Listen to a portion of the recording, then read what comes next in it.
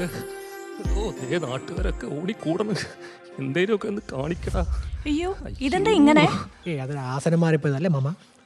എന്ത് യോഗാസനത്തിൽ ഒരു പുതിയ ആസനം കണ്ടുപിടിക്കാൻ നോക്കിയത്. അപ്പൊ ആസനം കാണാനില്ല. ഇന്ന് റിവ്യൂ പറയാണ്ട് വലിച്ചു ഊരടാ പന്നി. ഒന്ന് ഹെൽപ്പ് ചെയ്യൂ.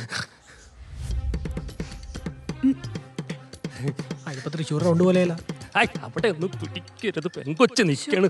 അമ്മാ മാമനെ കൂടി ഒന്ന് മനസ്സ് വെച്ചാൽ നമുക്ക് ഒന്ന് അഴിച്ചെടുക്കായിരുന്നു.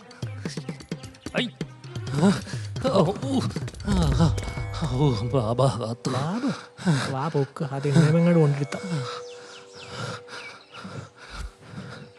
എന്ത് കാര്യത്തിൽ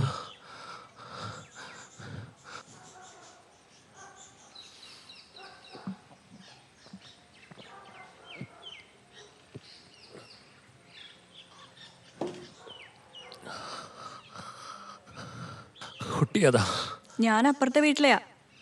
ഡ്രസ്സ് വാഷ് ചെയ്തോണ്ടിരിക്കുമ്പോഴാണ് ഇവിടുന്ന് ഒരു കരച്ചിൽ കേട്ടത് അമ്മാവന്റെ. പേടിക്കണ്ട മോളെ, പല കണ്ടുപിടുത്തങ്ങളും ഇങ്ങനെ. ഇതൊക്കെ ഇവിടെ പതിവാ.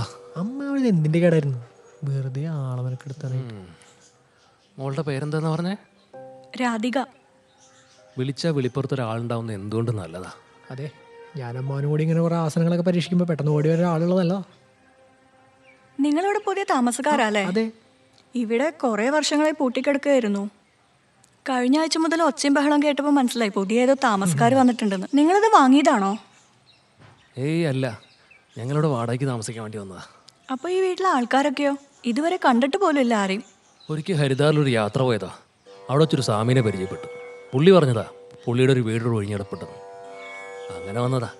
കുറച്ചു കാലം ഞങ്ങളിവിടെ തന്നെ ഉണ്ടാവും. അതെ, ഞാനും അമ്മാവനും കൂടി കുറച്ചാൾ യോഗ മെഡിറ്റേഷനൊക്കെ ആയിട്ട് ഇവിടെയൊക്കെ തന്നെ ഉണ്ടാവും. ഓ സോറി, പരിചയപ്പെടുത്താൻ പറഞ്ഞു. By the by, I am Manu and this is Pushpangadan. രാധികയുടെ വീട്ടിലാരൊക്കെ ഉണ്ട്? അമ്മാമയും. പിന്നെ ശരി, ഇന്ന് പിന്നെ കാണാം.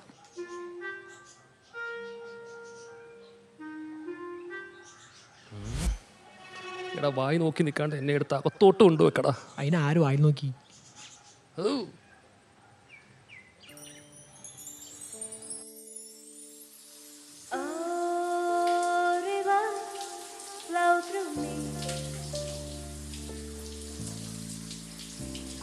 Water sparks like me.